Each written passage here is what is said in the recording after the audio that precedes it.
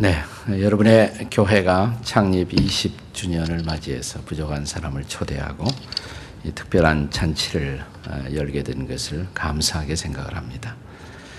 저는 진실로 여러분의 교회가 이제 20년의 성년, 청년이 되었으므로 이제는 그동안도 여러분들이 열심히 하시고 또 교회들도 많이 개척하고 선교를 위해서 수고했지만 이 커뮤니티와 또 미국 땅, 또 열방 가운데 여러분의 교회가 선교적인 축복이 되는 교회가 되시기를 바랍니다. 그래서 오늘 축복의 통로라는 제목으로 같이 말씀을 나누고자 합니다.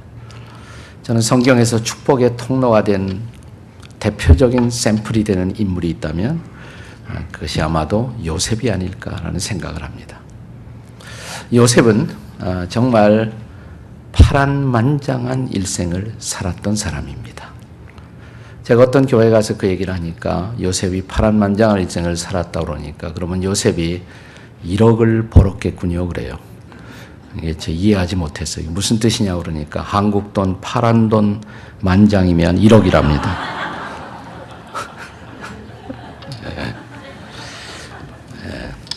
형제들에게 꿈을 얘기했다가 형제들의 시기를 받고 모함을 받고 구덩이에 던지우고 가까스로 구제되었는가 했더니 그 다음에 애굽 땅에 에집트의 종으로 팔리움을 받았습니다.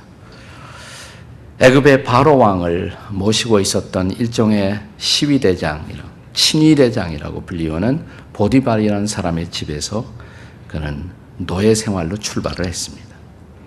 그러나 그의 성실한 삶의 모습은 주인을 감동시켰고 마침내 성경의 저자인 성령은 요셉의 애굽 땅의 삶의 모습을 이렇게 증언해 놓았습니다. 창세기 39장 오늘 본문 5절을 다시 보시면 그가 요셉에게 자기의 집과 그의 모든 소유물을 주관하게 한 때부터 여호와께서 요셉을 위하여 그 애굽 사람의 집에 복을 내리심으로 여호와의 복이 그의 집과 밭에 있는 모든 소유에 미친지라. 여기 여호와께서 요셉을 위하여 라는 대목을 주목해서 보십시오. 다른 말로 말하면 하나님께서 요셉을 위하여 혹은 요셉 때문에 이 말입니다. 요셉 때문에 그 집을 축복하셨다는 것입니다. 보디발은 요셉을 자기의 종으로 고용해 놓고 자기가 축복을 누리게 된 것입니다. 어느 날 보디발은 요셉을 불러놓고 이렇게 말했을 것입니다. 미스터 조셉, 당신은 정말 우리 집의 축복이요. 당신이 와서 우리 집이 복을 얻었소.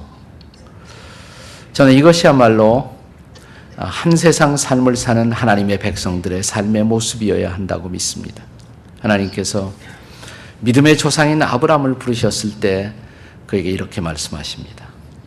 내가 너의 이름을 위대한 이름으로 삼겠다. 너는 위대한 민족을 만들 것이다. 그리고 너는 축복의 근원이 될 것이다. 근데 원문에는 근원이란 단어는 없어요. 그래서 오늘 다시 번역된 개역 개정판에는 내가 축복이 되어주리라. You shall be blessing 이렇게 얘기했습니다. 너는 천하 만민이 너를 보고 복되라고 하리라 라고 말씀하십니다. 물론 이것은 궁극적으로 아브라함의 후손을 통해 예수님이 오시고 그가 인류에게 구원의 축복이 되는 것을 말씀하신 것입니다. 그러나 거기에서 한 걸음 더 나아가 하나님의 백성들은 그의 발걸음이 미치는 현장마다 거기에서 축복이 되어주는 삶을 살아야 합니다. 그 샘플이 바로 요셉입니다. 요셉의 삶의 모습은 저와 여러분의 삶의 모습이 되어야 합니다. 한국에서는 마누라를 자랑하는 사람을 뭐라고 부릅니까? 팔불출이라고 그럽니다. 잠시 팔불출이 되겠습니다. 저희 어머님이 생신을 맞이해서 친구들을 초대했어요. 어머님이 친구들과 이야기하는 담소하는 옆을 지나다가 이런 얘기를 들었습니다. 저희 어머님이 며느리 얘기하고 있더라고요. 저희 어머니 며느리는 저하고도 관계가 있는 여자가 아니겠습니까? 이렇게 말씀을 하시더라고요. 그 아이가 복덩이에요. 그 아이가 들어와서 우리 집이 복을 얻었어요. 그러더라고요. 너무너무 기분이 좋더라고요. 오래전의 이야기인데 지금도 기분이 좋아요. 그리고 그 말은 사실입니다. 저는 저희 집에서 제가 장남이고요. 동생이 6이 있습니다. 동생이 6이 있습니다. 저희 아버님이 사업에 실패하고 한때 행방불명이 되셨습니다. 저 혼자 동생들을 거느리고 저희 어머님, 할머니, 할아버지 모시고 인생을 정말 고되게 살아야 하는 그런 때가 있었어요. 이런 집에 여러분 같으면 시집을 오시겠습니까? 그래도 시집 오는 정신 나간 여자가 있더라고요. 예, 예. 저는 제 아내가 저에게 시집 오던 그 당시에 저희 집 풍경을 말하자면 거의 지옥 비슷한 그런 광경이었다고 생각해요. 오랜 세월, 이제 세월이 흘러서 지금 저희의 집을 묘사한다면 딱 맞는다고는 감히 말하지 못하겠지만, 천국이라고는 말하지 못하겠지만 천국 비슷한 그런 변화가 있었습니다. 그 변화의 중심에는 저는 제 아내의 역할이 참 컸다고 생각을 해요. 그래서 저는 때를 얻든지 못 얻든지 제 아내에게 신앙 고백을 합니다. 당신은 나의 축복이요. 이렇게 말입니다. 네, 당신은 내 축복이라고. 그것은 제 아내의 모습이나 요셉의 모습일 뿐만 아니라 모든 하나님의 백성의 모습이 되어야 합니다. 요셉이 진실로 축복의 통로가 되고, 그리고 많은 사람들에게 축복이 되어주는 인생을 살았던 이유, 무엇 때문일까요? 요셉을 통해서 여러분 자신을 보고, 또 요셉이 형성했던 한 공동체를 통해서 20주년을 맞는 여러분의 교회 공동체의 축복의 모습을 그려보시기 바랍니다. 우리가 이런 축복의 통로가 되기 위해서 필요한 것은 뭘까요? 요셉을 이런 축복된 삶의 마당에 세울 수 있었던 비밀. 첫째로, 그것은 하나님과 함께함의 영성 때문이라고 할 수가 있습니다. 한번 따라서 하세요. 하나님과 함께함의 영성. 옆에 사람 보고 그 영성을 사모하십시다. 이렇게 그 영성을 사모하십시다. 여기 창세기 39장 2절에 보시면 여호와께서 요셉과 함께 하심으로 그랬죠. 언더라인. 하나님께서 요셉과 함께 하심으로 그가 형통한 자가 되었. 우리는 요셉이 형통한 인생을 살았다는 것의 매력을 느낄지 모릅니다. 형통, 프라스퍼. 그러나 성경은 형통한 그의 삶을 강조하기에 앞서서 먼저 강조한 것이 하나님이 요셉과 함께 하셨다는 사실입니다. 그것은 보디발의 집에서만 하나님이 요셉과 함께 하신 것이 아니에요. 우리가 한 사람의 삶의 모습을 보려면 그냥 한 장면, 일생의 어떤 한 순간 한 장면만 보고는 그 사람을 모릅니다. 한 번은 잘할 수가 있잖아. 쇼는 누구나 할 수가 있습니다. 그러나 일관성 있는 삶의 모습, 이것이 그 사람의 전체적인 모습이라고 할 수가 있을 것입니다. 자, 창세기 39장을 계속 읽어 내려가면 39장이 끝나기 전에 요셉이 감옥에 들어갑니다. 억울하게 들어갑니다. 저는 요셉을 고용했던 보디발은 참 괜찮은 사람이었다고 생각이 드는데, 보디발 마누라가 좀 이상한 여자였습니다.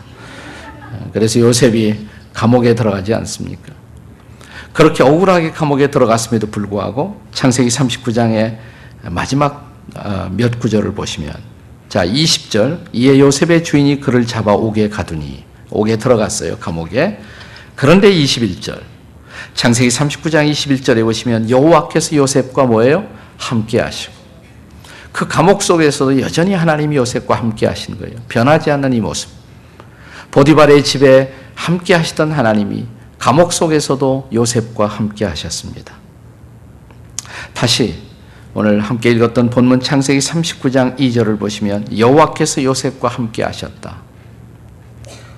그런데 우리를 더 놀라게 하는 것은 사실은 그 다음 구절입니다. 3절 말씀이에요. 창세기 39장 3절을 다 함께 한번 읽어보시겠습니다. 시작. 그의 주인이 여호와께서 그와 함께 하심을 보며 또 여호와께서 그의 범사에 형통해 하심을 보았더라. 그의 주인은 보디발이죠. 보디발이 하나님이 그와, 즉 요셉과 함께 하심을 뭐했다? 보았다 그랬습니다. 저는 보디발이 하나님 안 믿는 사람이었음에 틀림이 없다고 생각합니다. 아마 애굽의 우상신을 섬겼을 것입니다.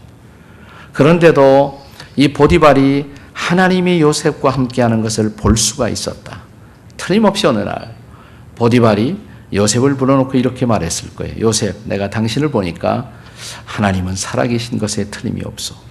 혹시 여러분 그런 소리 들어보셨습니까? 내 주변에 믿지 않은 사람이 나를 지켜보고 나를 주목하다가 내 당신 보니까 하나님 살아계신 것 같다고.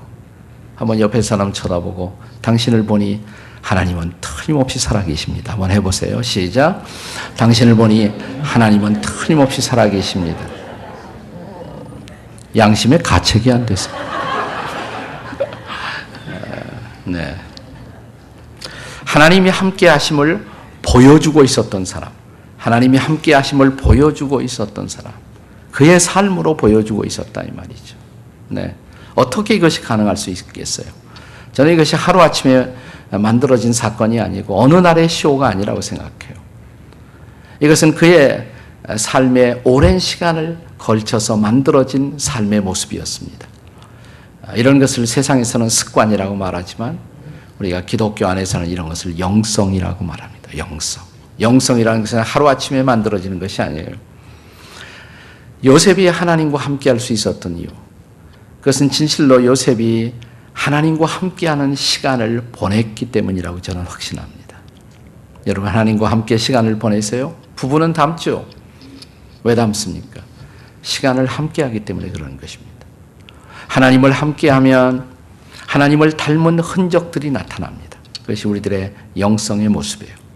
기독교 영성의 고전처럼 지금도 읽혀지는 책 가운데 하나님의 임재의 연습이라는 책이 있습니다. Practicing the Presence of God, 하나님의 임재의 연습. 저자는 로렌스 형제 이렇게 되어 있습니다. 본명은 아니고 본명은 니콜라스 헐먼이라는 사람입니다.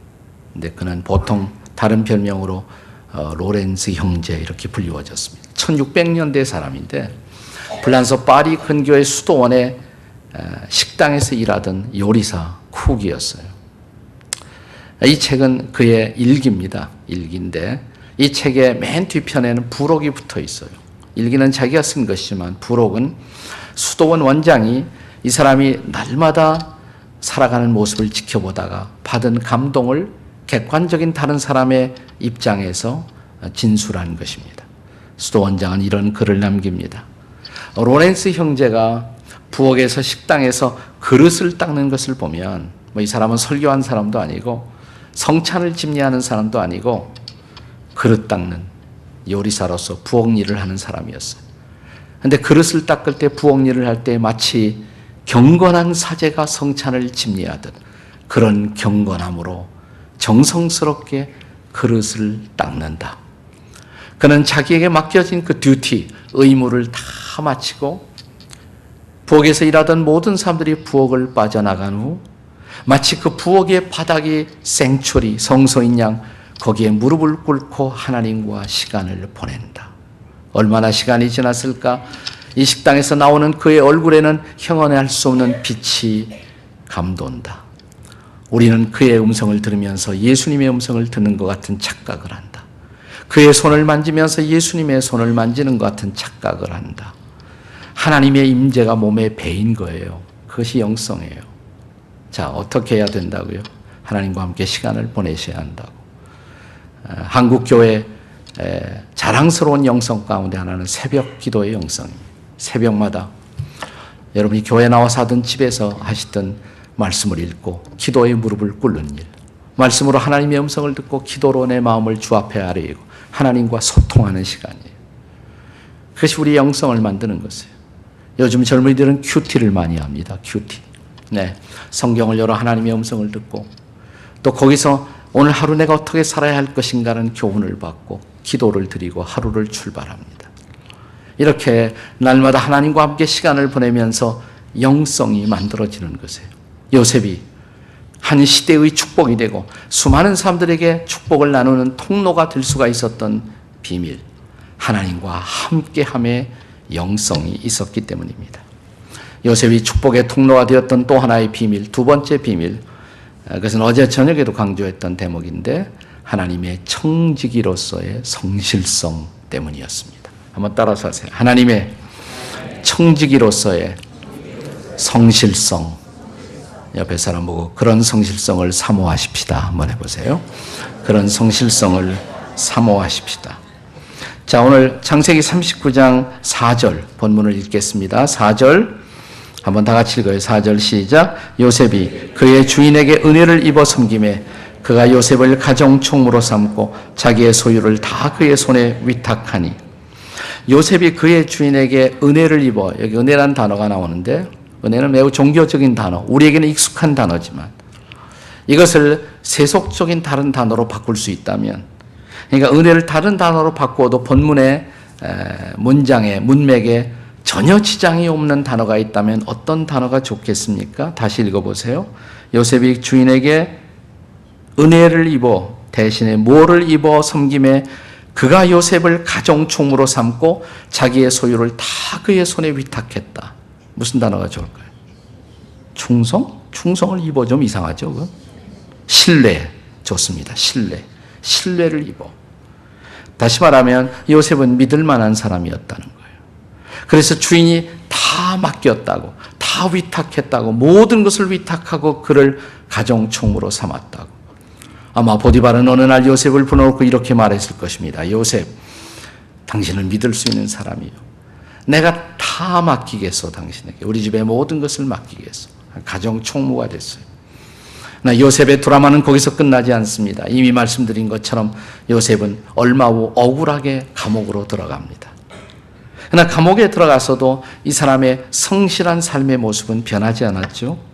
자, 창세기 39장의 마지막 대목으로 다시 가겠습니다. 21절, 여호와께서 요셉과 함께 하시고 그에게 인자를 더하사 간수장에게 은혜를 받게 하시매, 22절, 간수장이 옥중 죄수를 다 요셉의 손에 맡김으로 그 재반 사물을 요셉이 처리하고 그랬습니다.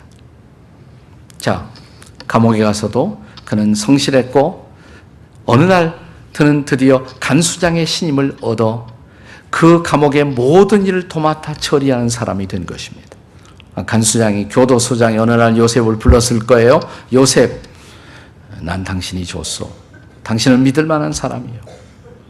나는 이 감옥의 모든 일을 당신에게 맡기겠소. 요셉, 난 고민하고 있어. 난 당신이 너무 좋은데 난 당신이 되도록 이 감옥을 나가지 말고 여기서 오랫동안 나를 도와주었으면 좋겠어. 아마 틀림없이 그랬을 거예요. 그래서 그를 감옥의 총무로 삼았습니다. 감옥의 총무로.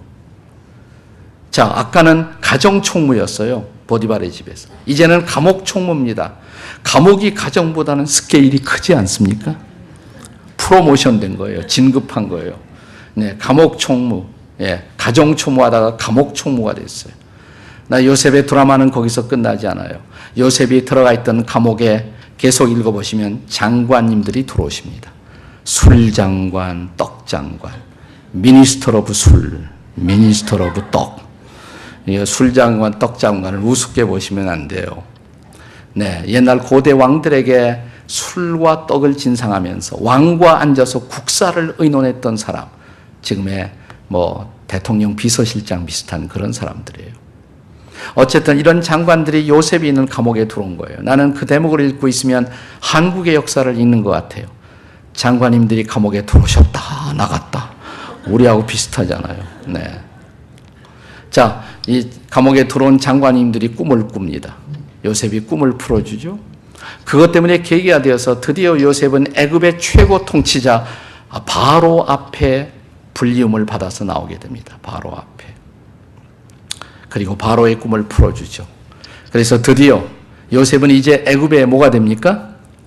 국무총리가 됩니다. 나라 총무가 된 거예요. 나라 총무.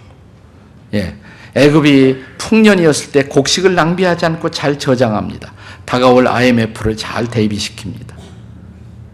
드디어 흉년이 왔을 때 애굽 땅을 국가적인 위기에서부터 구출한 구국의 히어로, 영웅이 됩니다. 그는 애굽 땅의 축복이었고 그는 조국 이스라엘도 도울 수가 있었습니다. 바로는 어느 날 요셉을 불러놓고 이렇게 말했을 것입니다. 요셉, 그대는 정말 이 나라의 축복이요. 그대는 본래 이스라엘 사람이지만 그대는 애굽 땅에 없어서는 안 될 사람이요. 그대는 우리의 축복이요. 저는 이것이 하나님의 백성들의 삶의 모습이라고 생각해요. 하나님의 인도 가운데 여러분이 이 땅에 와서 미국에 살아야 한다면 저는 우리가 이 땅에서 미국 사람들에게도 축복이 되어줘야 한다고 생각해요. 당신들 코리안 크리스찬들은 정말 이 땅의 축복이라고, 당신들은 없어서는 안 될 사람이라고, 그렇게 한 커뮤니티와 한 사회 속에 축복이 되어주는 사람, 그것이 바로 요셉의 삶의 모습이에요. 그런데 여러분, 요셉이 국무총리로 그렇게 영향을 끼치는 그 자리에 오기까지 여러분, 요셉의 삶의 겸손한 출발점은 보디발의 집에서 가정사를 돌보던 그 자리에서부터 시작되었다는 것을 잊어버리면 안 됩니다. 가정총무로서 보디발의 집에서 요셉이 했던 일이 무슨 일일까요? 국무총리하고는 차원이 다른 일. 그냥 그저 그런 일들. 날마다 가정에서 부딪히는 일들. 허드렛 일 같은 일들. 근데 그 일 앞에 성실한 거예요. 그 일 앞에. 그랬더니 하나님은 드디어 그를 국무총리의 자리까지 세운 것이죠. 거기에 일관성 있는 성경의 원리가 하나 보이지 않습니까? 지극히 작은 것에 성실한 사람은 큰 것에도 성실하고 작은 것에 충성된 자는 큰 것에도 충성되다. 날마다 우리에게 부딪혀오는 일, 그 일이 중요한 일입니다. 하나님의 나라에는 큰 일, 작은 일이 없어요. 다 중요해요. 작은 일이 훨씬 더 중요한 일일 수가 있습니다. 교회에서 내게 주어지는 작은 봉사의 영역, 그것이 중요한 것입니다. 여기서 선교 안 하는 사람이, 여기서 전도 안 하는 사람이 해외 가서, 열방에 가서 전도 못 해요. 저는 우리 선교사님 나가시는 분들에게 여기서부터 꼭 전도하시라고. 전도 몇 사람 하셨느냐고 제가 물어봐요. 대답 못 하시는 선교사님, 선교사 나가신다고 그러는데 전도를 몇 사람 못 하셨다고 그래요.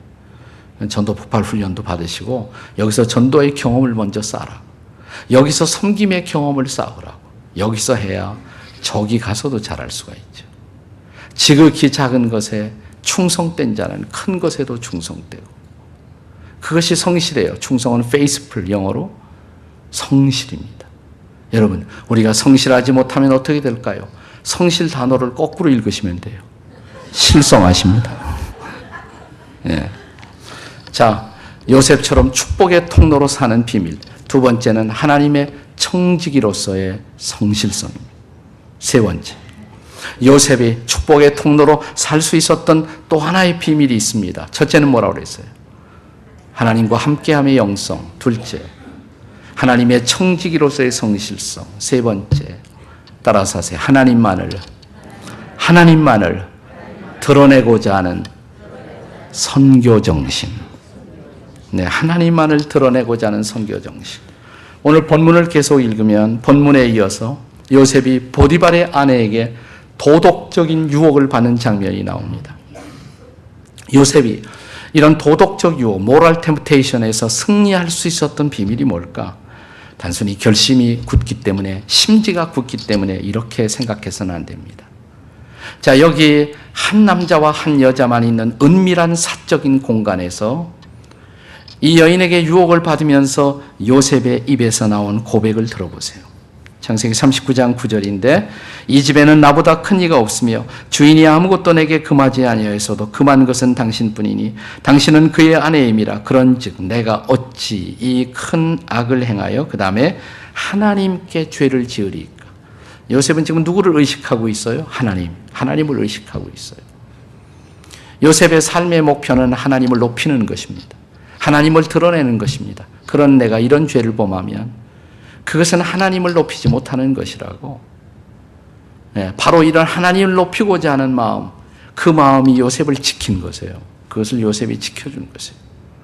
자, 이제 감옥에 들어가 있는 요셉의 모습을 보세요. 감옥에 들어가 있습니다. 두 장관이 들어왔습니다. 꿈을 꾸었습니다. 그리고 요셉에게 묻습니다. 네가 혹시 우리들의 꿈을 풀어줄 수가 있느냐고. 마침 요셉은 다른 사람들의 꿈을 풀어줄 수 있는 영적인 그런 능력이 주어져 있었어요. 자, 그런 능력이 있다면 말씀만 하십시오. 제가 꿈을 풀어드리지요. 이렇게 말하는 것이 순서가 아니에요. 그런데 자, 어떻게 요셉이 반응했나 지켜보세요. 창세기 40장 8절입니다. 창세기 40장 8절. 자, 찾으신 분은 다 같이 창세기 40장 8절을 읽습니다. 시작. 그들이 그에게 이르되 우리가 꿈을 꾸었으나 이를 해석할 자가 없도다. 요셉이 그들에게 이르되 해석은 하나님께 있지 아니하니까 청컨대 내게 이르소서. 뭐라고 그랬어요? 해석은 뭐예요? 하나님께 있습니다. 제가 해석해드리죠. 이렇게 말하는 것이 아니라 해석은 하나님께 있습니다. 대답은 하나님께 있습니다. 말씀하시면 하나님이 도와주실 것입니다. 이 중요한 순간을 하나님을 드러내는 순간으로 삼고자 하는 것이에요. 선교한다는 것이 뭐예요? 하나님을 나타내는 것입니다. 예수님을 나타내는 것입니다. 하나님이 소망이라고, 그분이 창조주라고, 예수님이 구세주라고, 그분이 바로 우리의 구원이고 우리의 소망이라고 그분을 드러내는 것이에요. 그것이 미션이에요. 그것이 미션. 그런 미션을 하시기 위해서 여러분이 여러분의 교회 이름을 New Life Mission Church로 삼은 거 아닌가요? 자, 드디어 요셉이 바로 앞에 이제 끌려 나옵니다. 바로 앞에.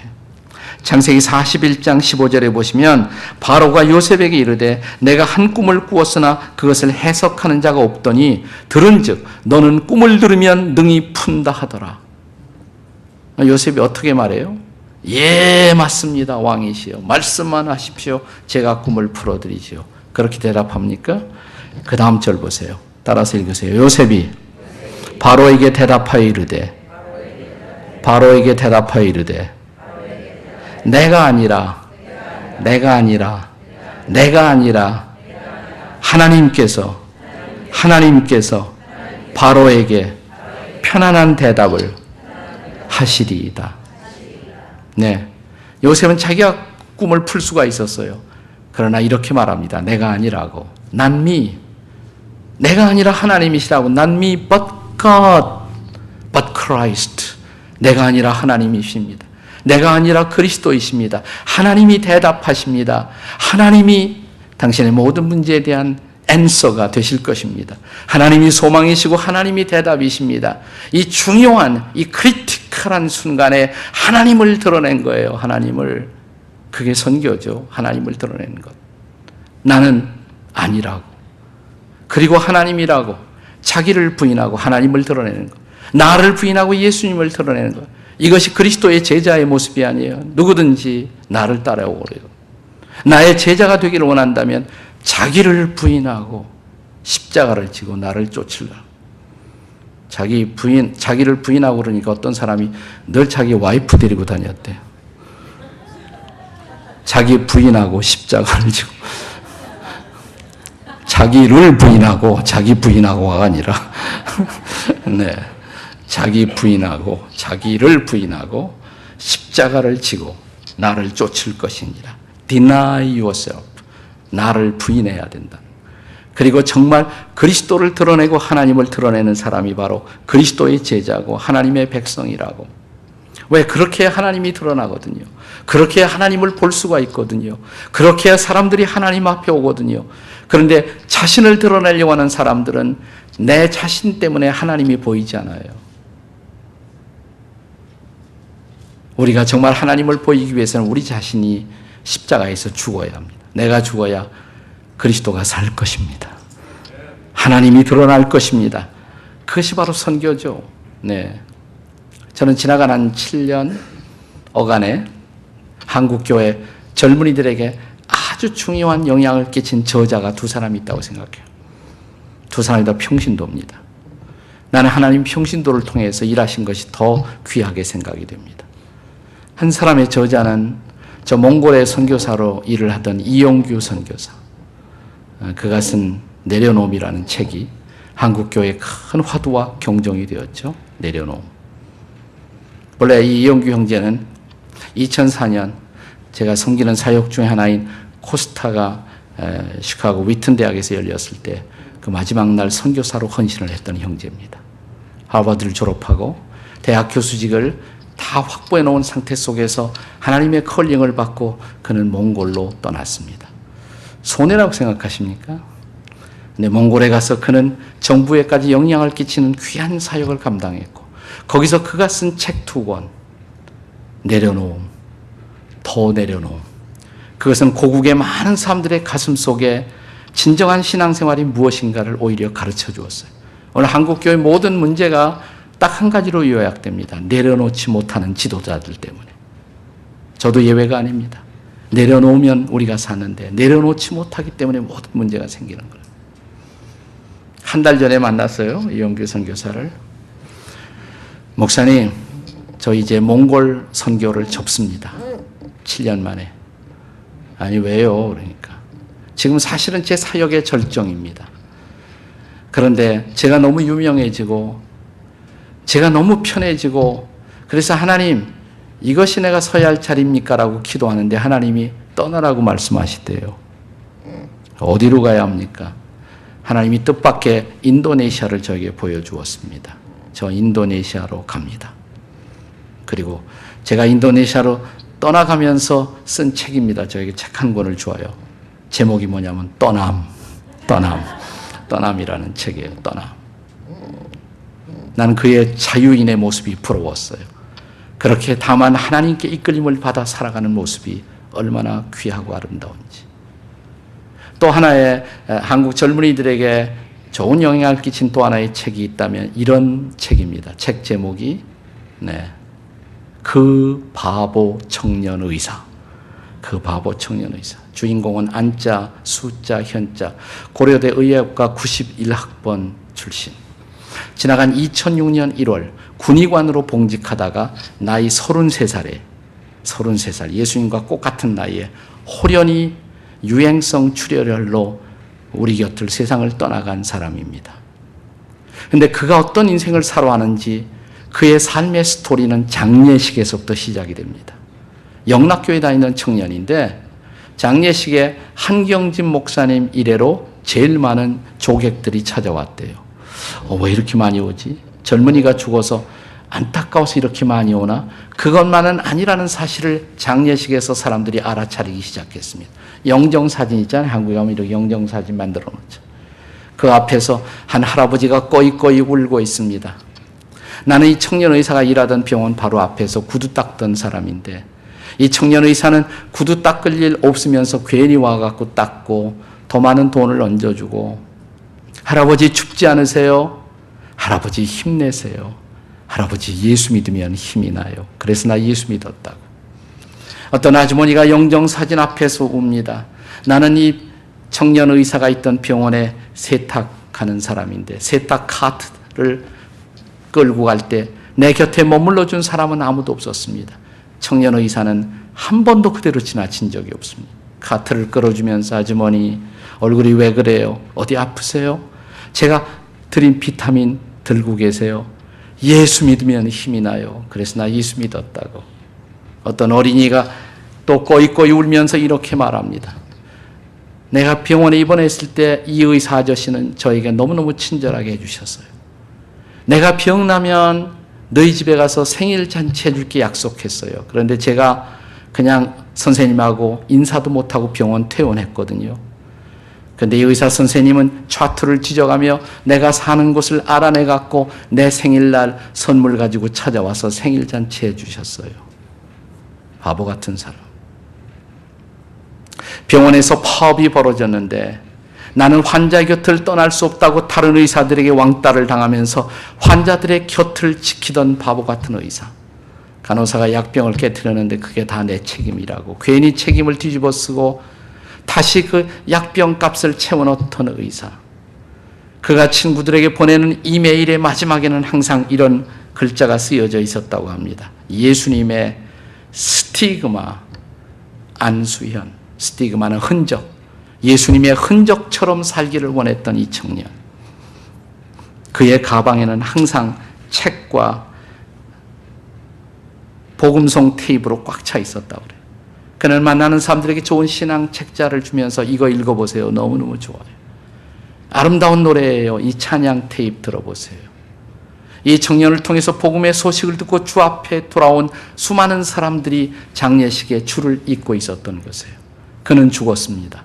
그러나 그는 살아 있었습니다. 그는 죽어서 더 크게 우리를 울리고 우리를 감동시키고 있습니다. 그게 십자가가 아니에요. 예수께서 죽으심으로 우리를 감동시키셨어요. 그는 죽음으로 부활하셨어요. 그리고 우리의 구세주가 되셨어요. 지금 우리가 사순절이에요. 우리가 고난주간 부활절을 기다리고 있습니다. 그는 우리를 대신해서 우리가 죽어야 할 자리에 죽으심으로 우리의 소망이 되시고 그리고 이제 그를 따라오는 제자들에게 너희들도 이 세상의 축복이 되기 위해서 감히 너희들 자신을 십자가 앞에 내려놓을 각오가 되어 있느냐고. 그리고 나를 따라오라고. 누구든지 자기를 부인하고 십자가를 지고 나를 쫓을 것이니라고. 우리가 죽으면 우리의 이웃들이 살 것입니다. 그렇습니다.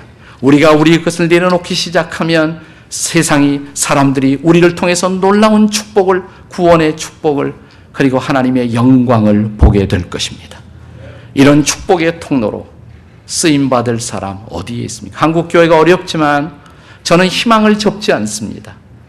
이용규 형제, 또 다른 제2, 제3의 이용규 형제가 일어날 수 있다면, 또 다른 제2, 제3의 안수현 형제가 일어날 수가 있다면 아직 한국교회는 희망이 있습니다.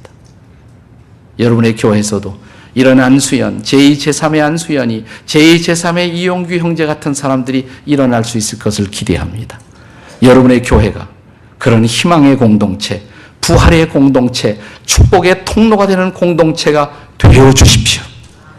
기도하시겠습니다.